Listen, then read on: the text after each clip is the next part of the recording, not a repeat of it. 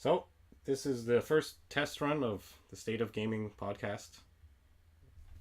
I'm Julian. I'm Jacob, and we're going to start off with everyone's favorite topic, The Witcher. It's your favorite topic, but yeah. Everyone's favorite topic. Have you not been on Reddit? Oh, yeah, actually, that's a good point. Seen enough links to Reddit, Witcher-related things on Reddit, so yeah, no, I understand. But it's, like, the thing about The Witcher is that it's just objectively, like, a really well-made game. There's no way of getting past that, and it's why it's just so universally loved. The Witcher 3 just manages to get writing right, gets graphics right. The writing's so top-notch in that game. Like, compared to... Because generally, one of the criticisms people make towards video games as a storytelling medium is that they don't quite measure up to books and movies and TV shows, right? But I feel like Witcher's not the only game. There's plenty of other games that do it. But Witcher is an example of writing in games done well. Like, and not just Witcher 3, like all of them. Like the first one had its problems because of the translation, and it was this good developer's first game. But the combat was... Yeah, but on the topic of like the topics it was discussing, like the maturity of it, the writing, like it bucked the trend of video games just being like your typical cliche fantasy place, you know, like... I have to not entirely disagree, because I think that that had been done well before, but not in the same way. If you look at games like from the Infinity Engine, like Baldur's Gate, like there's a lot of they're well written. They're well written, but it's not as cinematic as The Witcher, and The Witcher kind of like showcased that in like sort of a Western cinematic way, like Uncharted, but you know, fantasy. But even with those Infinity Engine games, they were still followed similar typical fantasy tropes. You know, like there was good and evil. You know, there was the big bad guy at the end. One that didn't. The one that really would be a precursor to what I'm saying The Witcher did is Planescape Torment, which I know you haven't played. But so I won't spoil anything. But that game, probably writing wise, is the only game I can think of right now that bests The Witcher in that mature, like deep themed dialogue in a role playing game. Because there's other games that focus on more like core narratives that like artistic games, and stuff, like indie games as well. Yeah, but as far as like games that also offer that typical RPG gameplay experience, you know, The Witcher just takes it to another level. Especially these days, like it's when I play other games too, like even when I go back and play older games that I loved at the time, like Skyrim for example. I played Skyrim like crazy when it first came out and for years afterwards, but I've gone back to it a few times since The Witcher, and they're very different games, and I still enjoy Skyrim, but you can just tell the quality isn't as high. I have to wonder whether we'll see games actually trying to meet the quality of The Witcher, not necessarily because they don't want to go in the same direction, but because The Witcher got things right by pushing its team, and I'm wondering, can another company push their team hard enough to achieve that goal of The Witcher 3? And I'm talking in terms of world building and characters as well, because like they had the advantage of having a world that's already been established through the novels, for sure, and through the previous games as well. And especially with an IP, it's hard to like construct that entire world and those characters and that lore all from like right off the bat. And I'm not saying that's never been done before. We can see that in Dragon Age or Mass Effect BioWare was very good at that. But it's still like that's a serious challenge, and it's not the only part of The Witcher 3 that they would need to master to make a game as good as The Witcher 3. And I feel like, I'm being completely serious, I think if we're going to see a game to top it that's not by CD Projekt Red, it's going to come completely out of left field. Yeah, I think so, because you see other games, and this kind of a teaser for our second topic, Fallout and Mass Effect, they came out after The Witcher. So they unavoidably were being compared to it, fairly or unfairly. Doesn't change the fact that it happened. And I think part of the reason that those games are get as much hate as they do and were not as successful, like not financially, they were obviously successful financially, but the reason why they felt like disappointments to a lot of people is not only were they inferior to their predecessors, but they were also just inferior to The Witcher. Even though, they're completely different games. You got a fantasy, post-apocalyptic, and sci-fi. Yet the things that make The Witcher great are things that can apply to those games. I also think that might be a bit of a disservice for some companies to try too hard to emulate The Witcher, not in terms of good side quests or good writing, but more so like there's a trend now of the detective vision or whatever that Geralt had in Witcher 3, and like you can't just take a couple characteristics from Witcher 3 and hope that that's going to turn your game into The Witcher 3.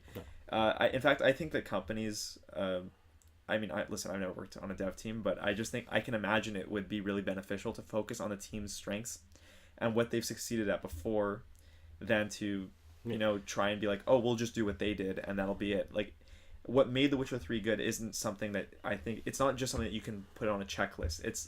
There's a lot of elements that work together to make that game good, and you can't just copy it and paste it and hope that your game is now going to be Game of the Year. And you see that a lot, not just with The Witcher, but a lot of games copy other games. Like, even Call of Duty, revolutionized first-person shooters with iron sights and regenerated health and all that stuff that we just take for granted in shooters now.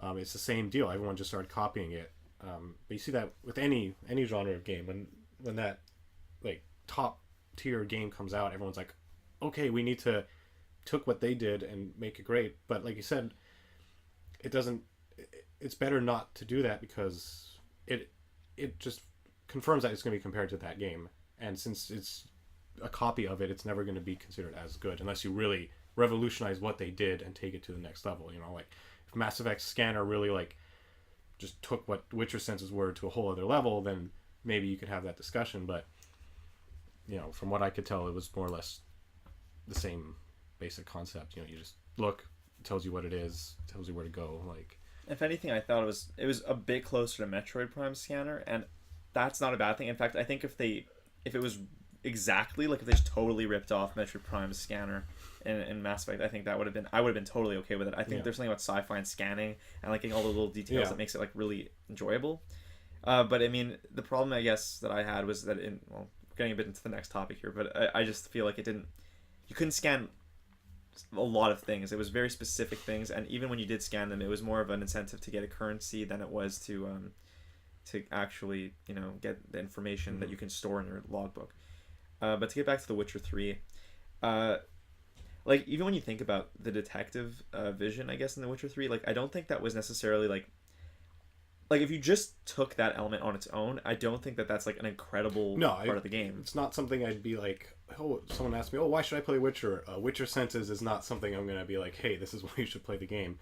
But at the same time, it's more of a thing that complements the overall experience as a Witcher, because it lore-wise it makes sense, because as a Witcher, Geralt can see things that other people wouldn't see, and it's hard to implement that kind of a ability into a game without feeling like it's too intrusive. But I think for the most part, Witcher did a good job. The only complaint, and I've seen other people say this, is they may have relied on it a little too much. Like, there's a few too many quests with that. But at the same time, it makes sense, because it never felt like it was forced. It just felt like maybe they could have done something different for certain quests. But then again, you have other quests where you don't use it all, like the more political quests or the quests in Novigrad, where going around talking to people and dealing with underground bosses, it's a little less used. But the monster contracts, but it kind of had to. Like, you go, you see where the monster was, you use your senses, you track it down. Like, unless there was characters within the quest that could give you the information that the senses would give you anyways, they kind of had to use it at that point. To actually bring something up to do, you brought up Novigrad, and I think that reminded me of something that I like, that it's not talked about just as much as all the other characteristics of The Witcher, but I think one of the most underrated aspects of games in general is just the overall atmosphere. And there's something, I'm going to compare it maybe kind of unfairly here to Final Fantasy, but the one thing that really bothered me about Final Fantasy 15 is that like just the city environments, like there were like really like American looking cities and everything, but the NPCs and the locations themselves felt almost like you were on a set or something. It felt like you were in a like Disneyland, and like it felt too constructed. It didn't feel like a legitimate like living and breathing place. Whereas in The Witcher, they actually somehow managed to do that. I don't know whether it was from the sheer number of NPCs on screen, because I know when you're playing on PC you get more NPCs. It was that combined with like there's stuff going on. Like there's important like you can get storytelling through watching what NPCs Yeah. are doing. You can watch them. You know, when you first get to Novigrad, I think there was like a witch burning or Yeah. witch hanging, and like you get to see, like a vision into the politics Yeah, of the well, game. when you first Yeah. come in, you go to Hierarch Square, and That's it. Yeah. the head of the temple guard is burning a sorceress and a Doppler. Right. And yeah, that really sets the atmosphere. But it's interesting that you brought up like the city, because one thing I read back even before it launched is they talked about how they were developing the city, like, because a lot of times video games you just have like a square city with 4 quarters, and it's very symmetrical, very proper, very neat. But that's not how cities are built, even Especially back then. today. But back then, it's Yeah. more just like, okay, we have a port, we have a few houses, and then it kind of just goes off in whichever way it goes off, and that is what they tried to do with, and I think succeeded with Novigrad, because like there's the real landmarks. Like you have the port, you have Hierarch Square, you have the Temple Isle, but everything else is just a mess of buildings, and some of them are crooked, some of them are run down, and like you have taverns here, there, everywhere, you know, like brothels. It's just a big mess, but that's how it should be in that kind of a setting, you know. Yeah, and I mean, it helps that you can actually access a lot of the places. It's not like you're blocked off a lot of the time. Like, there's a lot of little nooks and crannies and buildings you can actually go and explore, and there's a lot of relevant places, too. They're not just there to be there. You can go in, there's maybe a side quest or some good loot, or Or like, just, yeah.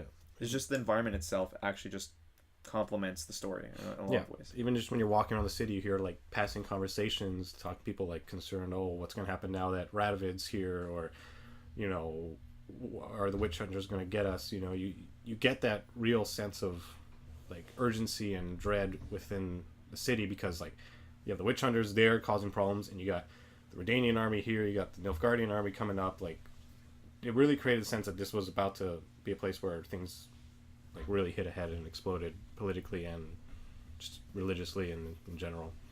Yeah, no, for sure. But I actually think that just to move away from Novigrad for a second, I think that like the other places like Velen, actually just Velen for a second, I want to talk about, because I think it did a really great job of being like, okay, forests in games are something that you see a lot. You see like these forests, and you can walk through it, and maybe there's nothing interesting going on in them. There's just a lot of trees. They're dense. Sure, visually it might look nice, and Velen does look really nice in a kind of war-torn kind of way. Yeah.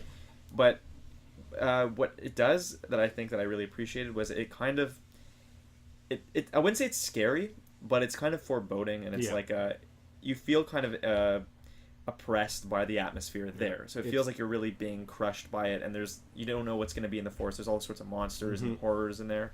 And yeah, although you are a strong witcher and you can fight them,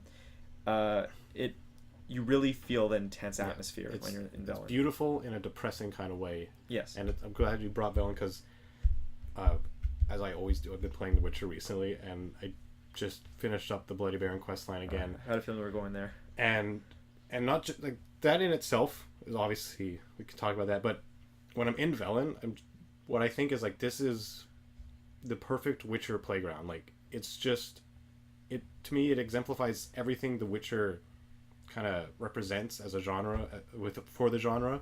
You know, it's war torn, there's monsters, it's depressing, people's lives suck, Witchers, like, I just love being able to stroll into a town as a Witcher, do a monster contract, some depressing stuff happens, and then you get your rewards, you move on. Like, as an open world too, like, it was perfect.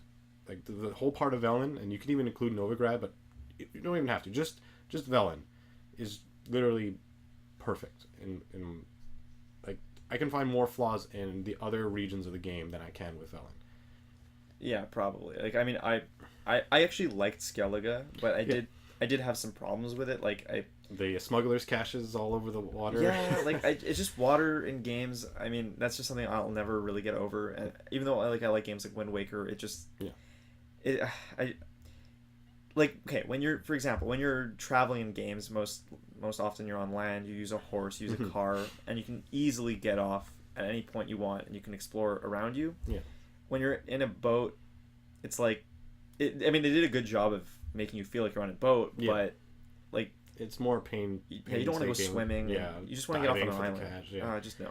And I think my other issue, and it's not really like a necessarily a fair criticism of Skellige, is what I loved about all the other regions of the game is they felt uniquely Witcher, whereas Skellige, you obviously get the comparisons to Skyrim. The Nordic Viking atmosphere has been done to death in other games, and I'm not saying that they did it for that reason, because if you read the books, Skellige and the characters you meet there are very prominent in the books. Like, it's not like it's something they pulled out of their ass. Like, this is from the books and it makes sense for the story they told.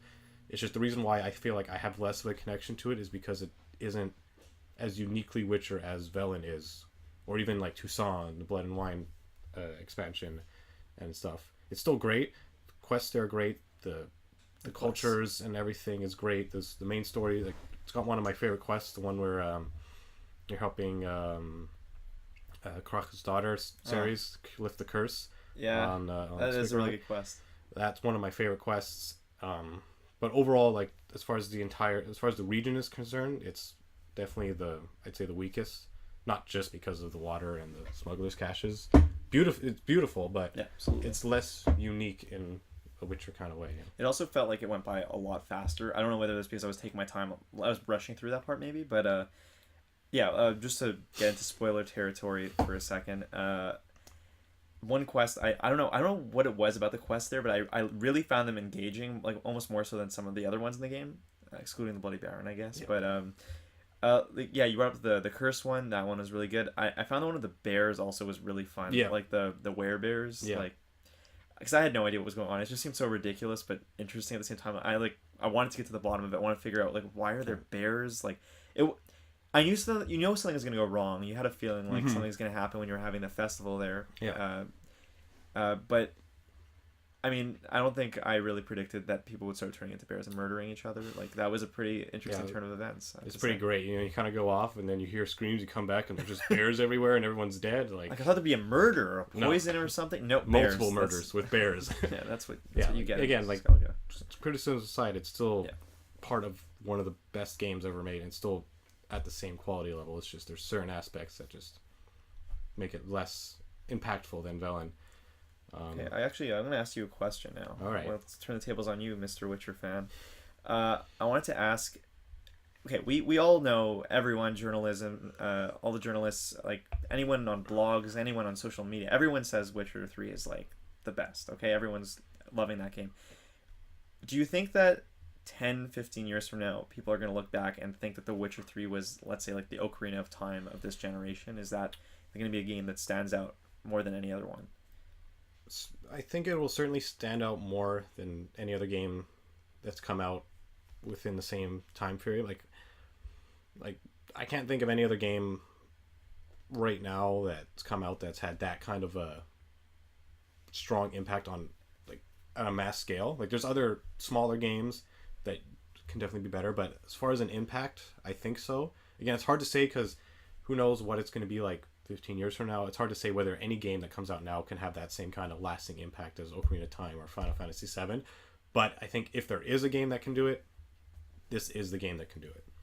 That's a pretty fair answer, actually. I would be inclined to agree with you there. Like, maybe I'm forgetting right now, but I mean, there definitely have been some good games in, let's say, this PS4, Xbox One generation. But yeah, it is.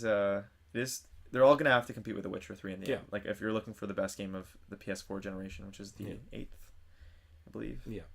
Then it's gonna be it'll be tough. Just the fact that every game gets compared to it fairly or unfairly, is it to itself, like, makes it obvious that this game has had that kind of impact. And when you just play it too, you see it, like, and you know, got only a few minutes left on this topic, but I need to talk about the Bloody Baron. Of course. That quest within the setting of Velen, which I've already said how much I love, like, is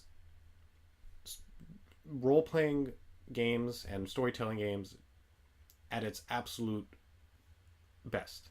Like, if you want to convince someone that a role-playing game or a story-driven game with player decisions is something they should experience, this is the first thing I would think of. Like, this quest line with this characters, this writing, the decisions you make. Again, we'll go into spoilers because I just want to talk about it.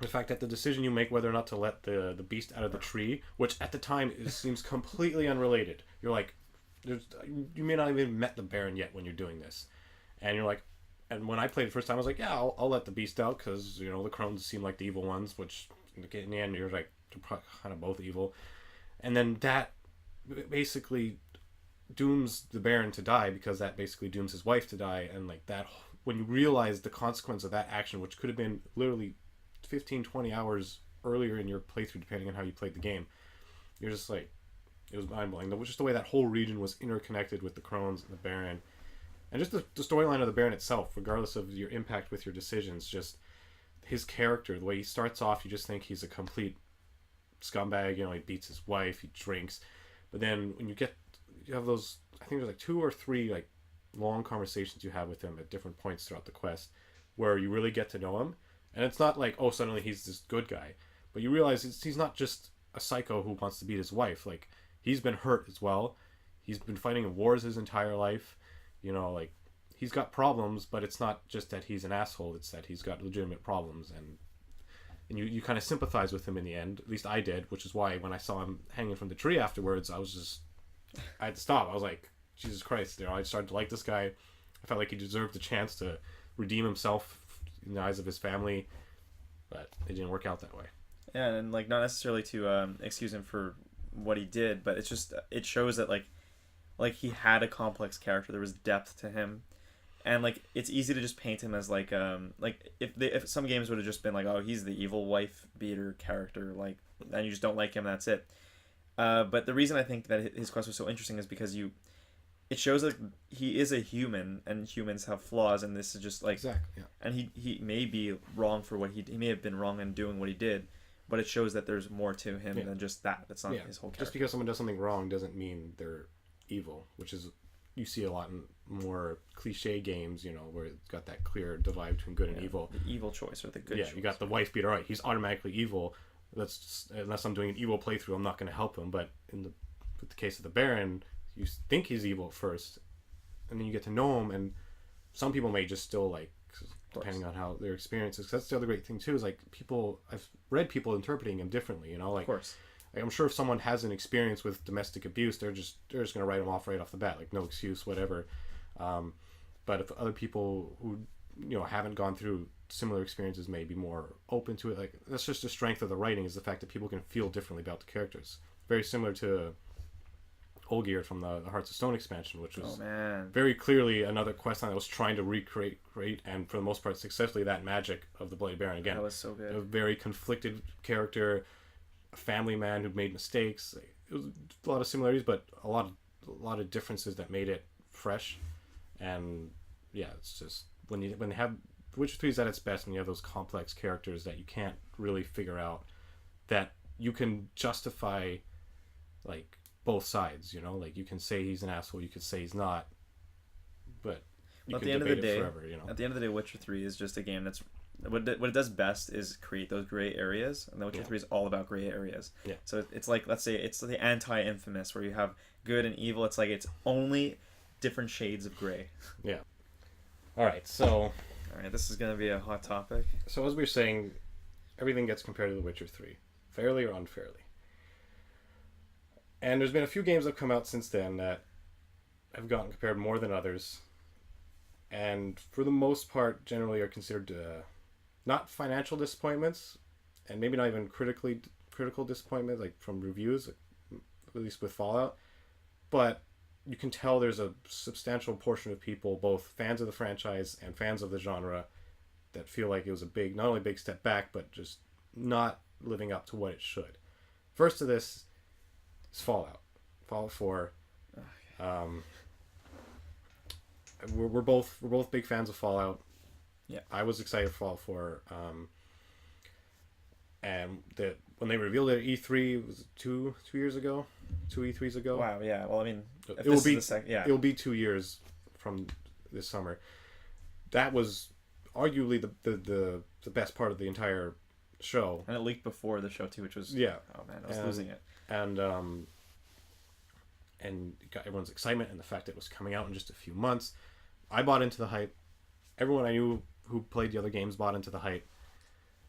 Yeah, there's a collector's edition Pip-Boy up there, and we had no reason to think like why wouldn't it be good, right? When has Bethesda disappointed? Yeah, Bethesda got a good track record. Sure, some people argue that the Skyrim dumbed down aspects, and to an extent they did, but it was still a good game for what it was. Skyrim is like universally acclaimed.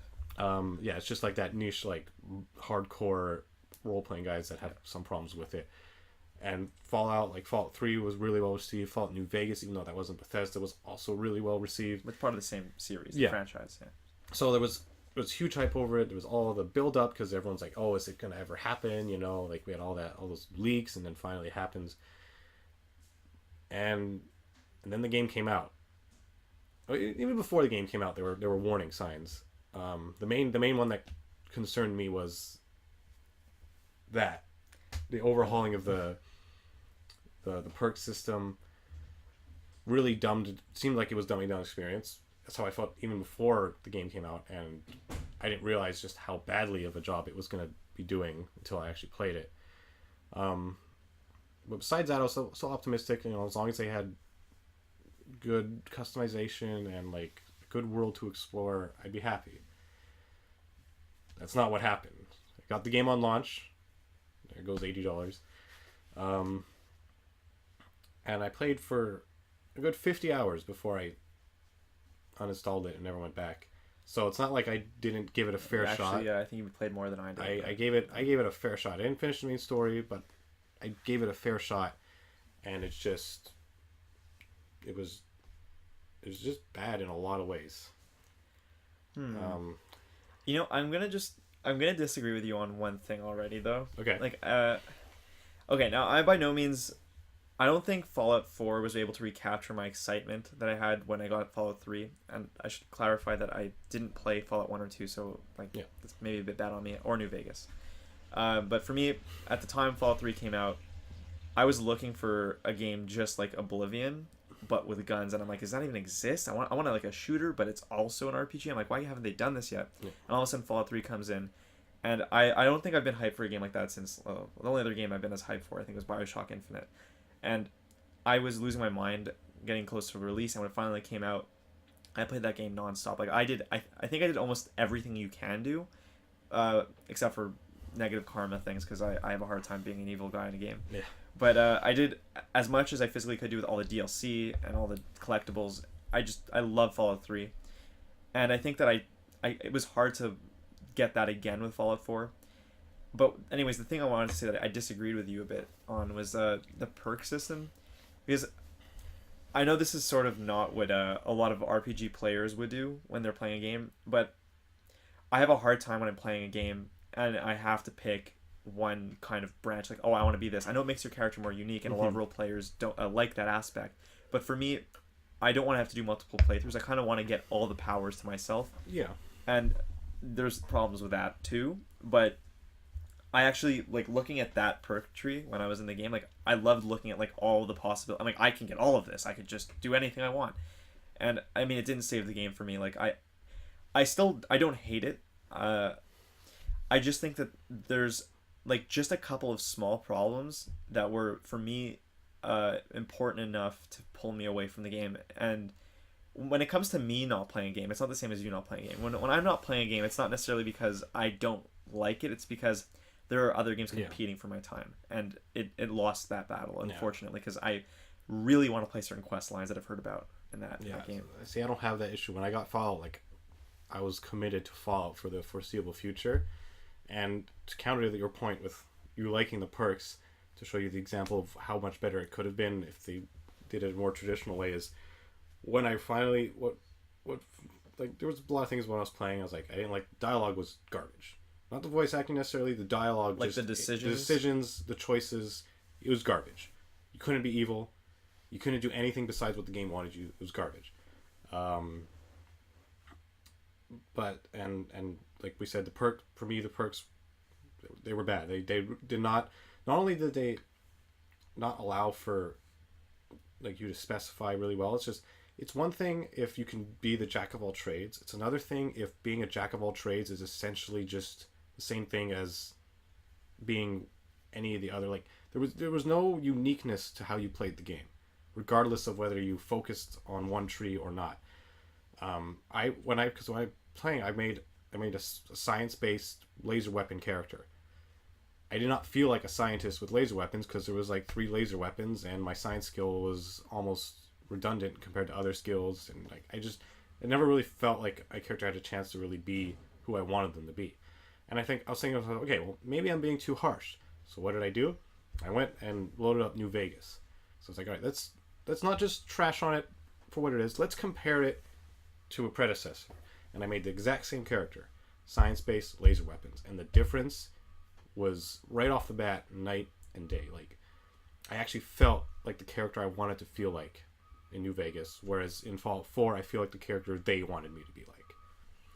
I see what you're saying, and I will agree that for me, that problem was probably the most prominent issue with Fallout 4, was that, I mean, I like sometimes diversifying my dialogue options. Like, usually I'll say the nice thing or the good thing, because, like, that's just the way I play my games, but I love having the option to occasionally, like, out of nowhere, just be an asshole to someone, like, if they're pissing me off enough. And, yeah, I just felt like everything was just sort of, like, it was like, if someone's asking you to do something, you can say, like, okay, yes, all right, or I guess so. Yeah, and, like, I guess so is like, yes. Like, I guess so is yes, sort of the yes, no, sarcastic yes. Like, thanks, Bethesda. And I know what you're talking about because I didn't play a lot of New Vegas, but I know a lot enough about it, and from Fallout 3 as well, that when you have, like, that long list of choices, that some of them were also like skill based. Like, I'm not sure, were there any of those in Fallout 4? Like, I didn't get far enough to really see them. Like, intelligence. I think you just had, like, your basic, like, persuasion, intimidation stuff. But, like, in New Vegas, when you get to the strip, like, you have to get a pass to get into, like, the main part of the strip where all the casinos are, or you could go up to the robots with a high science skill and just convince them to let you in. Like, that's the shit I wanted. That's the kind of stuff 4. that Fallout 4 just did not have, and New Vegas not only had it, but it did it really well, and even better than Fallout 3, at least with the dialogue. Like, there were so many things I was able to do because I was a scientist and because I had high science, high explosives, high whatever, that Fallout 4 just would not even give you the option to do. Okay, but now, with all this being said, let's not pretend like we can't see what was happening here. Like, I find it very transparent when you look at Fallout 4, and you see where their efforts went. You see what they were trying to do with it, and you can, like, I can't really fault them for putting emphasis on other things. They want to make more money, right? Yeah. At the end of the day, and they put their emphasis on like the strongholds or the building your bases. Minecraft. Yeah, right. The survival games are killing it. And they're like, maybe we can appeal to that audience. And the shooting mechanics were emphasized as well. So you have those two characteristics of things that are going to really appeal to a lot of gamers. Yeah. And it's just sort of this it's this method of marketing your game that's sort of like a shotgun method. You're like, I want to have a spread. I want to have as many consumers buying into our game as possible and spreading out to a wider category of gamers, not just on RPG lovers. And I can't hate them for that, but the problem is that when you spread yourself too thin, you lose a lot of the depth in a lot of those areas. And that's not to say that Fallout 4 didn't do any one particular thing well. I think the one thing I thought that they did really well and felt amazing was the gun customization. I thought there was so much depth to that. The customization was good. The gunplay itself was really good. And the one other thing I will still say they did good, which is one of the things they've always done good, is the world itself. I liked the setting. I liked the Commonwealth. I liked the idea of a town inside Fenway Park. Yeah. Like, I wanted to explore the world. I just lost the desire to because I knew there was only one way to explore it, and that was looking down the barrel of a gun and not talking to anybody. And that, like, the world itself was still there. It's just the way you interact with it was lost. Okay, so I got a question for you. Okay, next year, not even this year, because I know that's not going to happen. Next year, E3 rolls up, okay? Bethesda's like, yeah, fuck Elder Scrolls. Fallout 5's on the way. Okay? So, what do you think, first of all, that they would do with Fallout 5? Let's try and learn from it if they do. And what do you want from Fallout 5? I think the main thing that they need to fix, first and foremost, is the dialogue. As much as the perk system upset me, the dialogue was the worst aspect of the game. It like if the dialogue was good, if like you had perks that gave you more dialogue options, that could have at least convinced me to play more and help me overlook the lack of character customization and stuff. So yeah, they really need to. That's the main thing they need to do. Do you realistically think they will? Do you think that it was enough of a problem for their fan base, or? I think it was enough for them to address it, and I think the next Fallout will be better. I don't know if it'll be good enough though. Like they'll hopefully give us more than just 4 options and give us more than just basic persuasion options. But I don't think they will possibly get to the depth that New Vegas had. Because unless they go against the strategy of appealing to everybody. But as you point out, it's what they're doing, and financially it makes sense in the short term. Long term, I'm less convinced, but that's a whole other topic. But yeah, I think the dialogue is the main thing they need to fix. They also added a voice protagonist for Fallout, and that's the other issue. And that you see that with a lot of games that add voice protagonists is generally voice protagonists mean less dialogue because obvious more work goes into that. But then you have games like one I look to as a really big example, not even Witcher 3, Witcher. That's where you were going. Witcher 1. All right. Because Witcher 1 was a game made by a rookie dev studio, no experience, native Polish speaking, and they had a game with a voice protagonist in English with an intense amount of dialogue. Like as much like each conversation, like by a conversation base, it was as in depth as any other The Witcher games. In some cases, even more. Obviously, overall there was less dialogue because it's a smaller game, but like it was there. It was voiced. It was another thing The Witcher did. They proved that a voice protagonist doesn't mean you can't have diverse dialogue options. Mass Effect 1 also proved that years ago, but have kind of lost their way in that regard. Do you think though that even in Elder Scrolls 6, you think they're gonna keep the voice protagonist in there for us? I don't, only because there's 9 different races. Oh, so you'd have to have 18 different voices. Oh, I guess you could have the same for like the human characters, and then have Argonians sound different, or have but then again, that's just a recipe for disaster. If there's no way even attempt it, unless if I find out they're attempting it, then that's the biggest red flag I can see for that game, and I will lose interest immediately unless they manage to pull off some sort of miracle. But they showed how hard it was to do it with just two voice actors, one male, one female. To do it for 18, even if you use the same actors for like different characters and stuff, like it's way too much. There's no way they can possibly attempt it unless they're completely stripping down the game at its core. All right, so are you gonna go for a full-on assault here and hit me on Mass Effect Andromeda? Yeah, because I still haven't played it yet, obviously. So my arguments are not necessarily as strong because I can't back it up with personal experience like I can with Fallout. But what I do say is based off what I saw of the game, both before launch, at launch, and since launch and everything. It is following a lot of the footsteps of Fallout, of appealing to as many people as possible and focusing on easy to sell mechanics. Combat, in both cases, is the selling point. It's the best combat in any Fallout game. Mass Effect's the only thing that is universally acclaimed about Mass Effect Andromeda is its combat. There's no debate that the combat is fun and fluid and all that.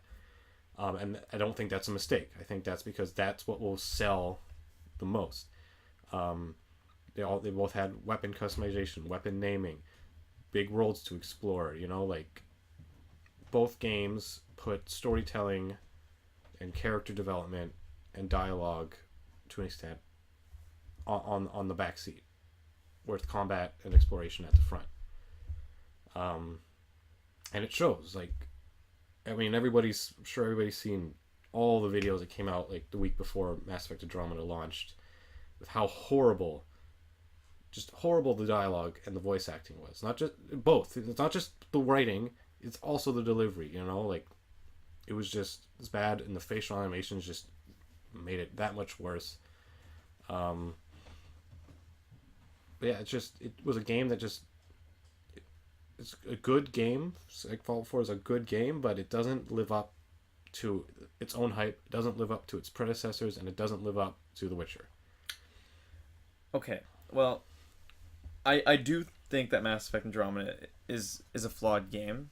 I don't think that it's I don't think that it's as bad maybe as a lot of people are saying it is. Like I haven't finished it too. Yeah. I've played a lot, but I don't think I've finished. I don't know how close I am. But when it comes to writing specifically, like well, yeah, like you said, combat. First of all, combat is just fine. Combat is probably the best constructed part of the game. I would also argue that the visuals and the vistas and like just the whole look and art style of the game is they Everything got except that. the character models. I would say The human character the models. human character models, and even as of now, they have patched it, Yeah. and it helped significantly. Yeah, like the I eyes look saw more it. alive. Yeah, it definitely was better. So now the visuals are okay. Like when it comes to visuals, that's fine. Now we're getting more into like the RPG elements.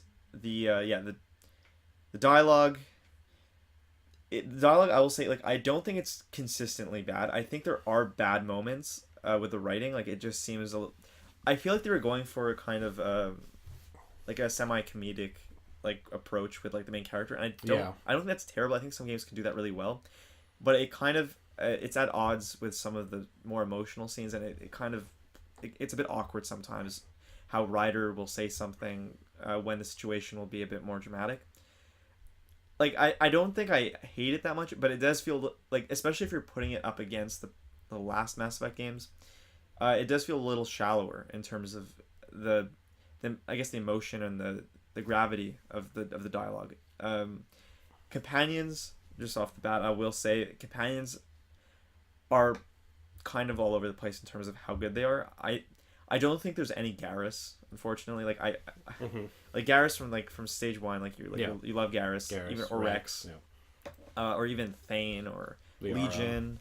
Yeah, like there's tons of like lovable characters in the original Mass Effect trilogy here, and I haven't done the loyalty quest, so maybe I am missing some of the depth here. I think it's fair to say, but from what I've seen so far, there are a couple of characters who are legitimately interesting and I want to talk to, but it's not quite where it was even at the point where I am in the game, where it was if I were to compare that with Mass Effect 1 before I did any like serious questing, there were characters who stood out to me more than they did now. But I really do believe that if we give there definitely will be a Mass Effect Andromeda 2 or something. Yeah. It's going to happen. And I think that if they really take a lot of these criticisms to heart and they just bust their ass and like fix everything, I think that like they've set the stage enough that they could turn the tides on Mass Effect. I agree they could, but I also just look at BioWare as a whole since Mass Effect 3.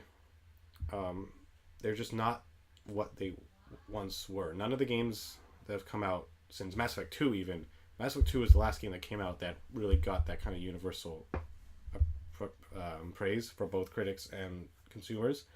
Mass Effect 3 is obvious reasons why it didn't. Dragon Age 2 was probably their worst game to date. Inquisition, while it did some things good, it had horrible fetch quests and padding and filler, and then obviously all the issues with Andromeda.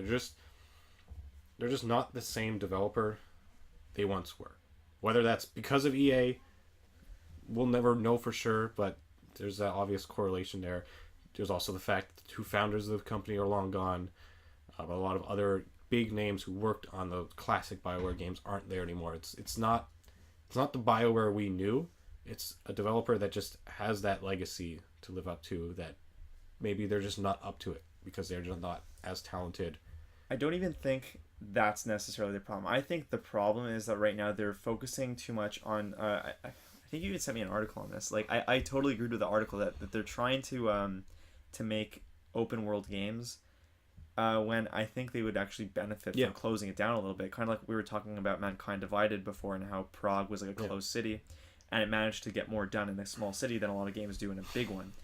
And I think that if Mass Effect kind of actually closed itself off a little bit, it would benefit a lot. Because then it would spend the extra development time on other things. Yeah. And that's how the original trilogy was. It was closed off. You look at Mass Effect 2, for example, which is probably the most narrowly designed of the games. And if you were to hold a poll of Mass Effect fans, generally Mass Effect 2 comes out on top as the favorite.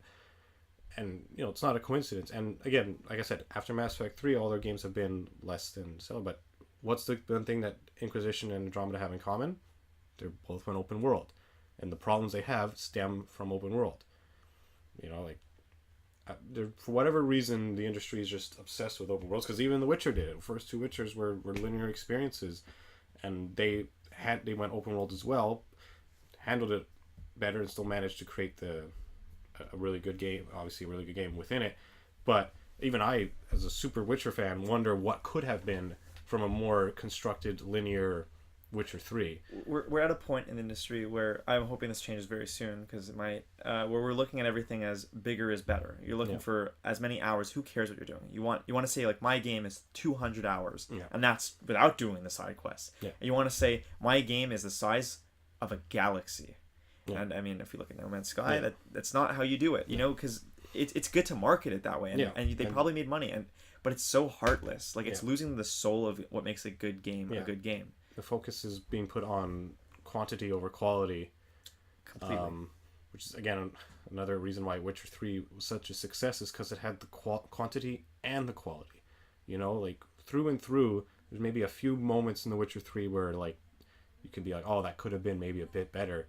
But for most of the 100 to 200 hours you're going to spend is quality stuff. Like, you have the tedious smugglers caches in Skellige, and, like, some of the quests aren't as good as the others, but overall, there's no clear indication that open world hurt the game as the way it hurts other games.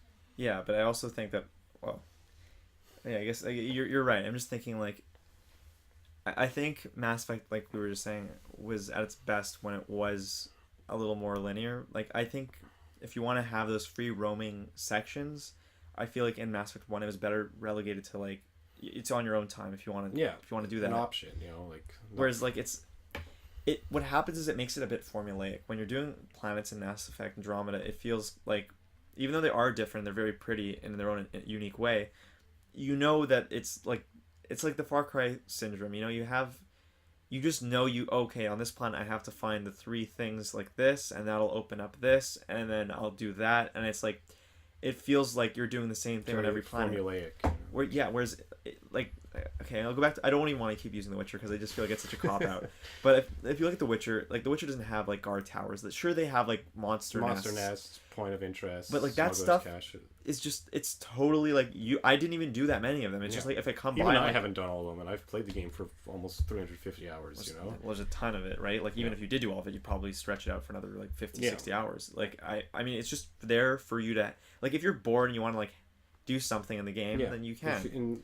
The best way to deal with it too, like, since in The Witcher you can turn off the map markers, right? So then when you come across a monster nest, it's not like, oh, okay, there's a question mark here, let's go deal with this monster nest. No, it's like, oh, there's a monster nest here. Like, I think that's one of the problems too that could really fix open world games in a lot of way, and it's one of the things that Skyrim and Bethesda games, the thing they get really well is they don't litter the map right away with icons. You have to find them. And it's that sense of exploration and discovery that makes what otherwise would be tedious encounters more enjoyable. Because if The Witcher, if you put it on, like, I've turned off the map marker for all the question marks, which is like all the random points of interest. Because when they're on, I just feel like I need to go and do them all. But if I turn them off, like, all right, I may miss some, but when I encounter them, it'll feel more natural. And a lot of games will just force you to notice them, like Ubisoft games, Far Cry, and all Assassin's Creed and things like that, force you to notice them, and it makes it less immersive. Yeah. Oh man, I actually just I kind of just blanked on what I was going to say there about Mass Effect. All right, well, I guess we can move on to our third topic. Our third topic, a much more tearful topic, I think. Yeah, I think so. So we'll discuss our favorite games so far this year. So I have a lot to say, so I'm going to let you go first. Sure. Like, we're not even that far into the year. Yeah, but there's been so many games that have come out. You got Neo, Horizons, Nier, Persona, Zelda, right? Nier, Zelda, Persona, Horizon. We're definitely forgetting. Like, there's got to be, like, a bunch more that I know it's just been we've been bombarded with, like, non-stop good games in the past couple months. Resident Evil 7 even, like. Yeah. Wow, like a series that really took a dip and then just came back. Like, that like I can't believe how good it was. Like I was like buying into the hype, but I had like all this doubt, and then I played it, and that was amazing. And that was just from January into February, just nonstop titles, March, and then like it keeps going. Like right now, I think we have Prey coming up this week. Next week. Yeah. And that also looks to be like it's gonna be. It looks like it's gonna be very good.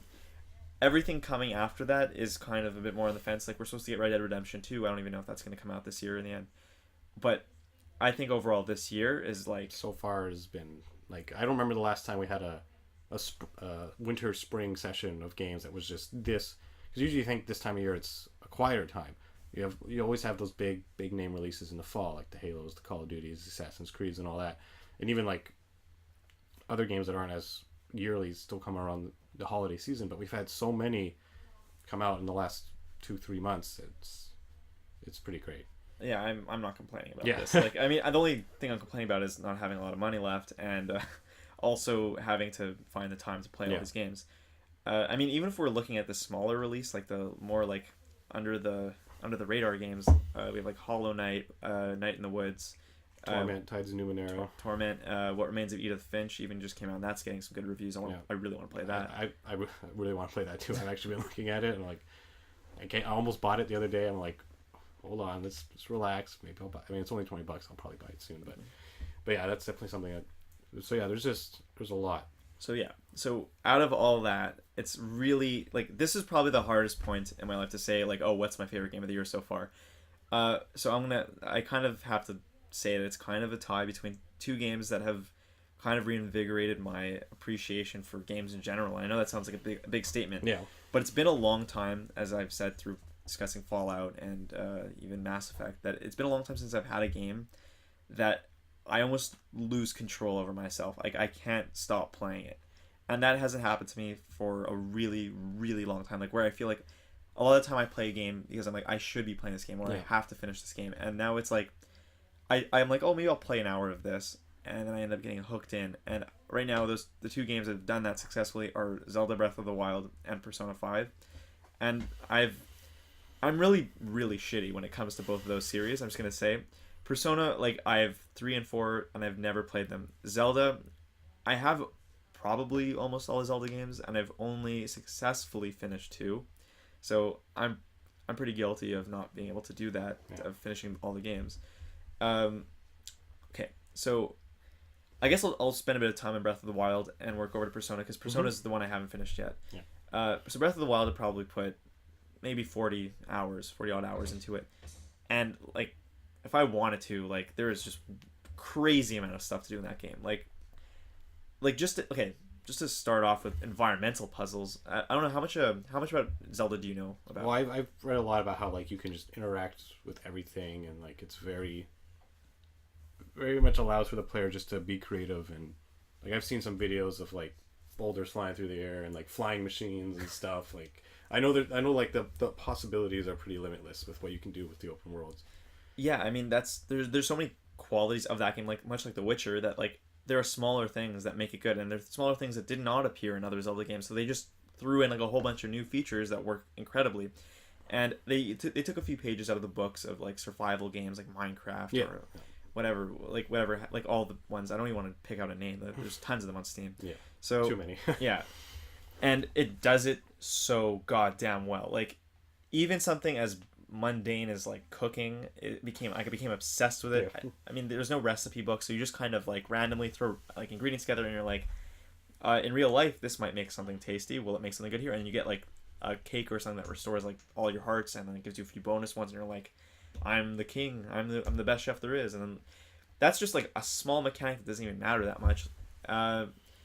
What made the game perfect, and I think this applies to Persona as well, is that the loop of the game is so successful. Like you, just as you finish doing one thing, let's say you're exploring, you finish doing some exploring, and that's satisfying one need that you have, then you come across, let's say, a shrine, and then solving that puzzle is just long enough for you to get through that next hump, and now you've satisfied that, and then you get into some combat, and then it loops perfectly, and you just keep getting into the next thing, and the one thing leads to another. You get a new weapon because of that. Now you've done enough shrines to boost your stamina. Now you have enough stamina that you can go climb that mountain you wanted to explore, and like it it keeps going. It's like the cycle keeps moving. And just to give like a one little short anecdote of like just this one moment that really made me appreciate the game.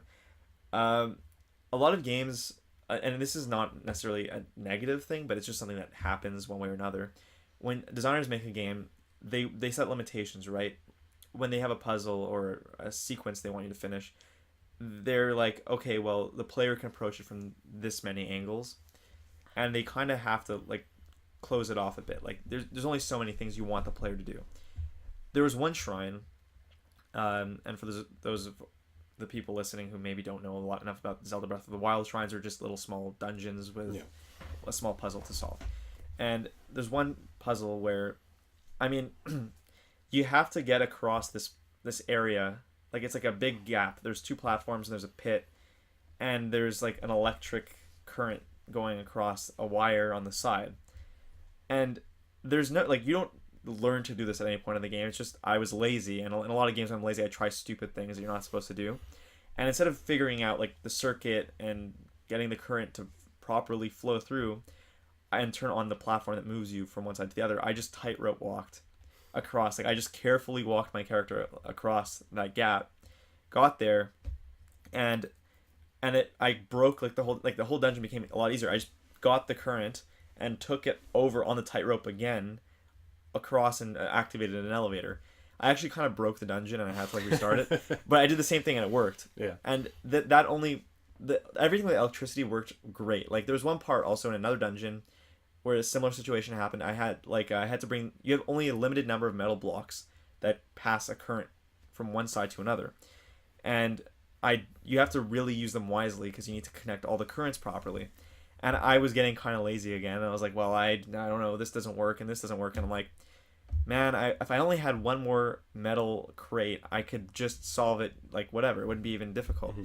So I thought for a second, I'm like, do you think that like there was some treasure chests? I'm like, maybe I can like use the treasure chest, but I couldn't get it down for where it was, and I was like, okay, like maybe that's not gonna work. And then I realized, wait, I have some metal weapons on me, so I threw my weapon against the ground, and you have magnesis that lets you move metal objects, and I just placed like a sword on the spot instead of the block, and it just continued the current using my sword. And I was like, well, didn't even need to solve the puzzle, it just did it for me. That's really awesome. It's those small moments where you solve a puzzle in a way that you know that wasn't the right way that make you feel like you're really smart. Like there really isn't one way to do something. And you can use your little tools you get from the beginning in so many creative ways that the game just makes you feel like you're really badass. And even those moments even outshine like the actual major dungeons, like the 4 major dungeons in the game, which were like, they were good, but I found those parts were not necessarily the coolest parts for me. Like they were fun and very Zelda-y, but it wasn't as amazing as those great personal moments. And I think that's what made Zelda so good. So now I'm just gonna quickly burn through Persona. Sorry, I know you only have one and I have 2, so that's fine. It's a little unbalanced, but Persona, I have plenty to talk about with the one I have. So I bet you do. I know how much you love. I love your game, but Persona. Considering I have never played a Persona game, I really didn't know what I was getting into when I played it. Like I looked up the main gameplay of it, so I had a very rough idea, and it's just not what I expected, and in a good way. Like it's nothing like how I had created the image of the game to be. So again, like I said with Zelda, you have this loop, and the loop I think is almost more successful because it's more linear in this game. So it's more controlled by the designers. So you have one part of the game where you're living your life as a person. You're a high schooler. Mm-hmm. You're dealing with your life, and the life is interesting. It's consistently like there's action going on with your friends. There's drama. There's some serious like social issues that are discussed in the game. So you have that part.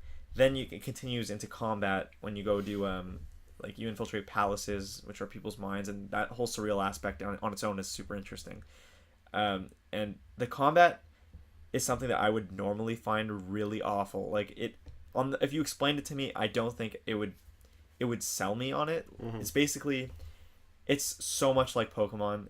It's like Pokemon meets Final Fantasy is the best way to put it. Like you're able to catch villains, like the monsters, but the way you catch them isn't like Pokemon where you weaken them and you throw a Pokeball. No, in this you have to stun them, and then you have to have a conversation, and every monster has a different personality, and you have to somehow convince them to join you. And like, it could be the most ridiculous conversation. Like, one person's asking you for food, and you're like, "Oh, sure, I'll get you some takeout."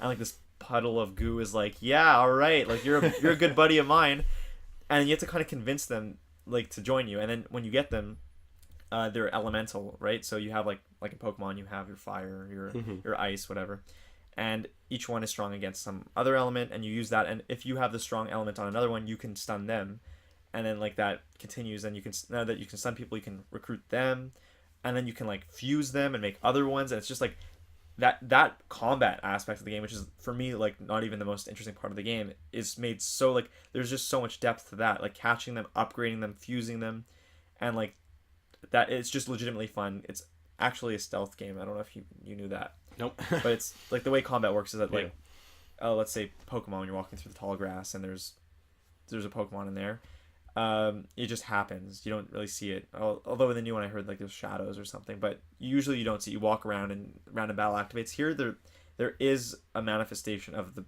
bad guy walking around, and you have to play it like a stealth game. If you walk and get seen, you have like a meter that goes up, and you don't want the meter to go all the way up because then you get kicked out. But so you have to like sneak behind them and like kind of attack from behind, and that gives you an advantage in the turn-based combat. But if they hit you, then you actually messes you up almost so badly you might die immediately if they see you and hit you. But even if they see you, they give you the advantage to like hit them back.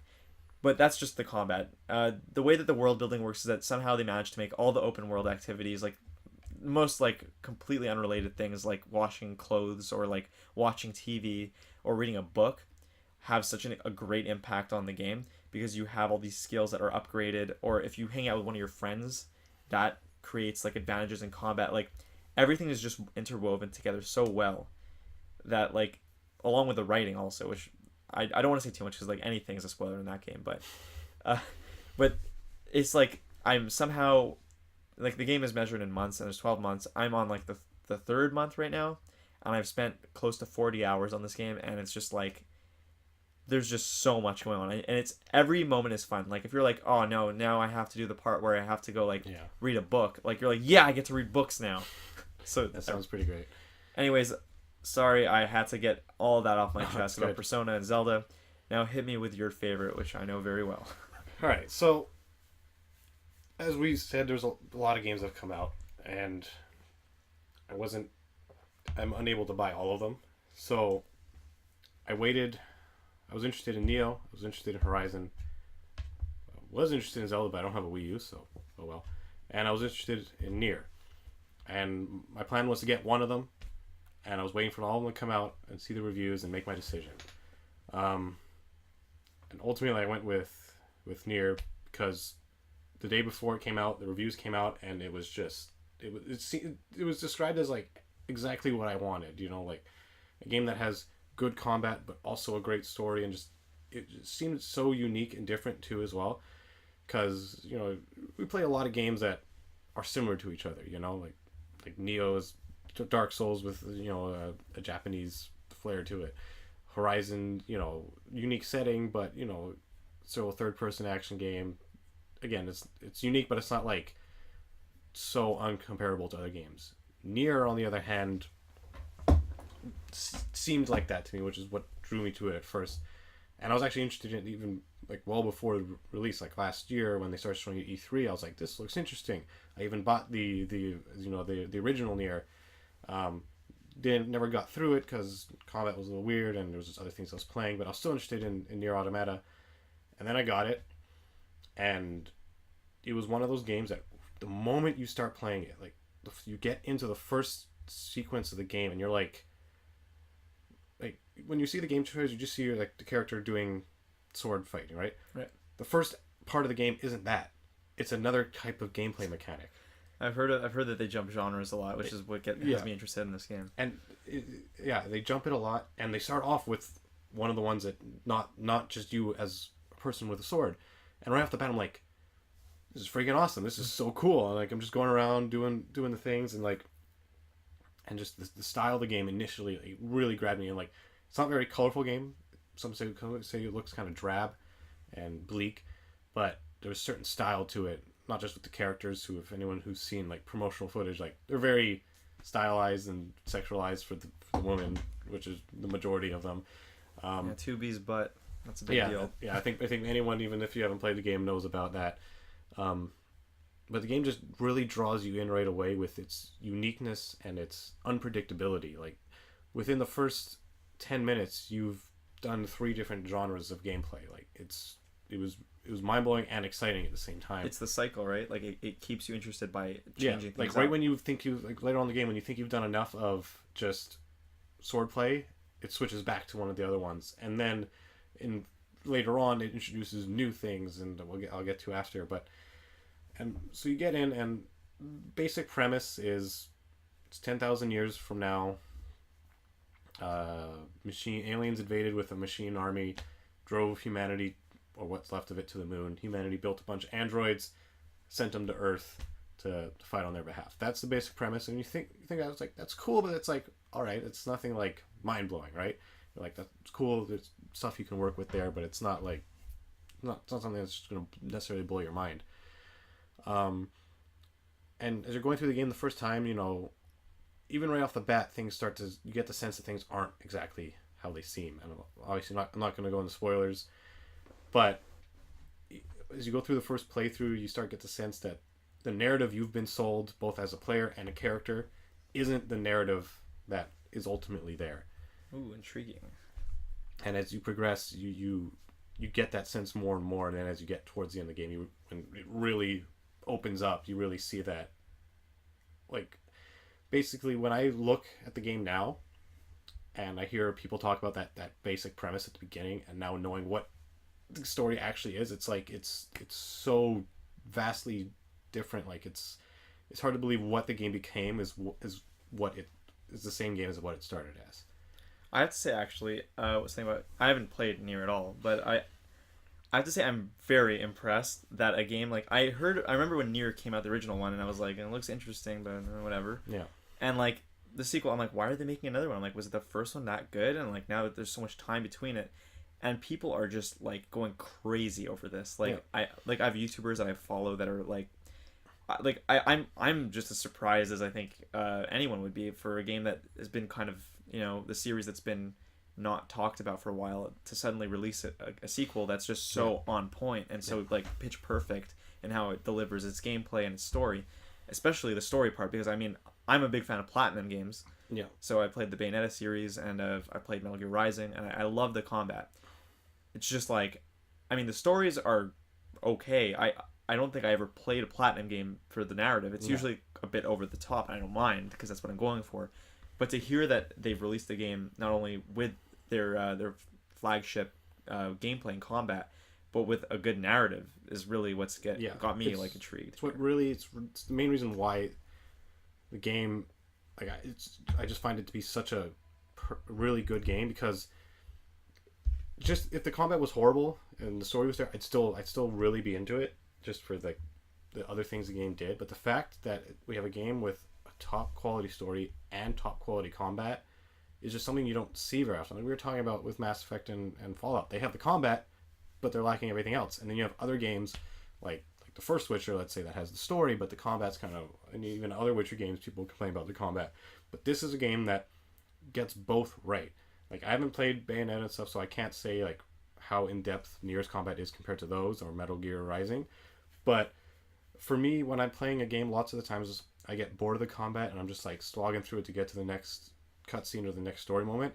In this game, I deliberately sought out combat. Instead of fast traveling to the next quest point, I deliberately walked there just so I could fight more machines and just see the spectacle unfold in front of me, because it goes back to the stylish aspect too. It's not just that it's fun, but it's great to look at. Like, it's flashy. The way the animations of 2B when she's flailing about with her swords, like it's really like it's just good. It's great to watch. Like the way she moves, it's very acrobatic, sexual, but also exciting and intense as well. It's like a spectacle, right? Yeah, it's something that you can watch even if you're not playing and be like, that just looks cool. And the enemies too, as well, have like a certain charm to them, and you get different types of enemies, and just the fact also in the combat you have your pod, which is a little robot that falls around. You shouldn't always just shoot and has some other abilities. It just adds another dimension to the combat. Like it's always enjoyable. I never got bored of it. And there's different ways you can upgrade your character and different things you can get for your pod that can always change it up. You can mix and match different weapons because you have like swords, long swords, spears, even fist weapons. So combat's really enjoyable. Again, I don't know how great it is compared to Platinum's best games, but for someone who doesn't necessarily play a game for the combat, this combat drew me in, and I wanted to keep playing for the combat initially, and then once the story really picks up later on, then it's like it's a match made in heaven. Because the thing with Nier, and I've read a lot of reviews of people who haven't, folks don't know, like, you have to play a game multiple times. Yeah. There's 5 main endings, but like going through the game the first time again, that first ending could feel like a finished game, so to speak. That just basically when you play a game only through the first playthrough, it's like a good game that didn't live up to its potential. But that's what it's supposed to look like because you've only played like a third of the game. But then once you start going through the other playthroughs and you start filling in the world and the story, and the story really takes off, especially start of the third playthrough, which is just the game. Up to that point, the game's good.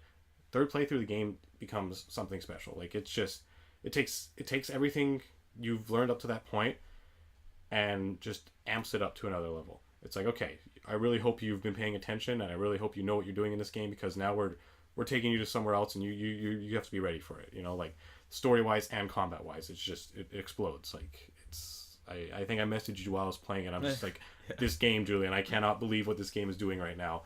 And that was how I felt like throughout that second part of the game. It was just kept upping the ante and delivering on like the hype that they were building themselves within the game. And another thing that's really great about the game is the characters.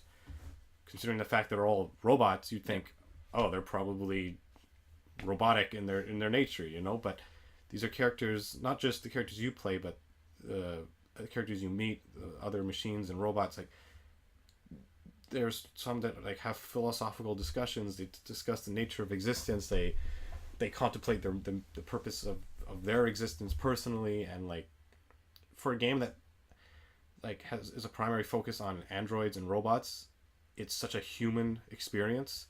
It's like an examination of what it means to be human through the eyes of primarily robots and androids and stuff. That like just that idea is just, and the fact that it pulled off was just, it's just really great to see. Like a mature approach to hard subjects done in the nature that it was done is really impressive to see. And it's a game you could really talk about a lot too with that stuff. You're like, how did they pull it off? Like what exactly is going on with some of these characters, because some of the characters really go through an intense development, like, and some changes throughout the story based off what happens. And like yeah, this is not just some android programmed to kill other machines. Like this person's got a personality, feelings, everything, you know. And but all that aside, what makes this game so special is it's so uniquely a game. Because you have a lot of games that what they do great can be done in other forms of storytelling. For example, like movie or like comic. The main example I think of like compared to is like, let's take The Last of Us. Right. Overwhelmingly positively reviewed game, considered by many to be one of the best games ever made. But what made it great? Its characters and its story. Could have and maybe arguably been done better in a TV show or a movie if done right. The only thing that made The Last of Us a game was that you were controlling the character in combat. You had no say in his dialogue. You didn't push the story in any way. You didn't alter the story in any way. The only thing that you changed was how you killed the bad guys. And I'm not being negative on the game. I think, as you know, it's a fantastic game. But it's not something that could only have been accomplished in the form of a video game. Nier is. And I really can't tell you why. Because that's... I've heard though, like this is a sentiment I've seen. I understand. It's such uniquely a video game. Like if someone came up to me who never played video games and was like, "Give me a game to show me what games, specifically as an art form, are capable of," this is the game I would show them. Even more so than Last of Us, even more so than The Witcher, because, well, obviously, as you know, I love The Witcher, and I'd probably be the first game I recommend just in general. But if you want something that really shows what video games specifically are capable of, this game is it, because it doesn't hide the fact that it's a video game. It embraces it, which is something so many video games don't do. So many video games try to be movies. Again, not. I feel like I'm shitting on Naughty Dog a lot here, but their games are great. But they're also very clearly trying to create a cinematic TV show, movie type experience, which is fine, and I appreciate it, and I love those games for what they are. But they're not games I would use as an example to show what video games are capable of. Nier is, because the fact that you have the multiple playthroughs and the way those interact with each other is just something that cannot be accomplished in another way of telling a story. I mean, it has really good combat, but also the way the combat integrates with the narrative as well in some aspect. Like there's one facet of the combat that comes later on that really melds with the narrative, and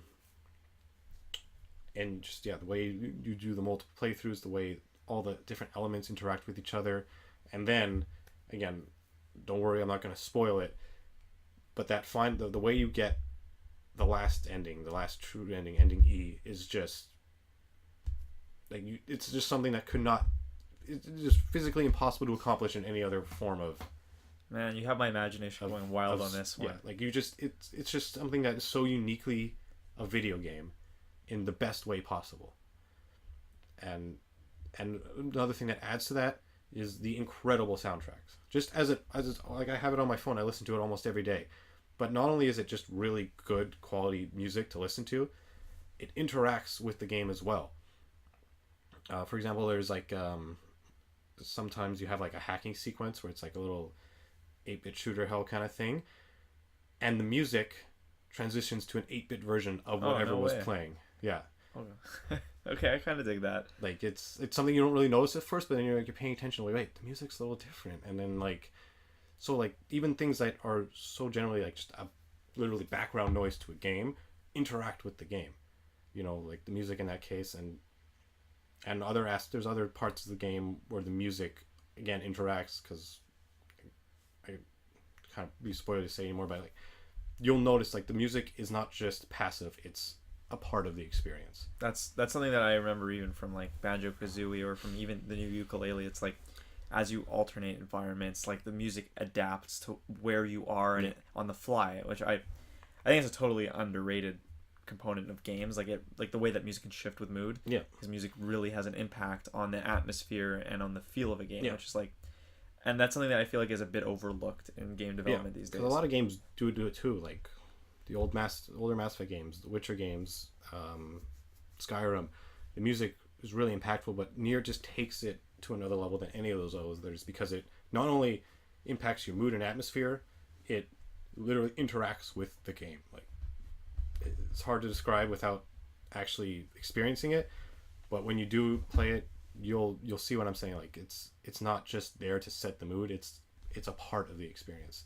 And that's overall why Nier to me is not just for now my favorite game of the year, and probably will remain so unless until I play something else. But I can't imagine something having that kind of a groundbreaking impact on me. I hear you talking about Persona, and it sounds amazing, and I really want to play it. And maybe it has certain things that come up later but there's just something about Nier that's just so unique and so uniquely a video game that it just deserves to be more well known than it is. And I think it suffered because it came out with Mass Effect and Zelda and Horizons and Persona and all this stuff. It picked a pretty bad time to come out, considering it wasn't a big IP. So I wonder maybe if it came out at during the summer at a quieter time, maybe it would have got more attention. But it really does. It deserves to be recognized, because regardless of how you feel about it in the end, it will be unlike anything you've experienced in any other game. Damn, you really sold Nier. I've had a lot of time to think about it. It's just I just think about it, it's just so uniquely good. I can't even compare it directly to other games, because it's just so different. It's so, like I said, so much a video game, and I really appreciate a video game that recognizes what it is and embraces it. And when I see what a game can do when it actually embraces the unique aspects of what make a game, it really gets me excited for what games could be in the future. All right, so Yeah, is that a good place to end off? I think so. I think that's a good way to end our first ever State of Gaming podcast. All right, well, thanks for joining us. Yep. Until next time.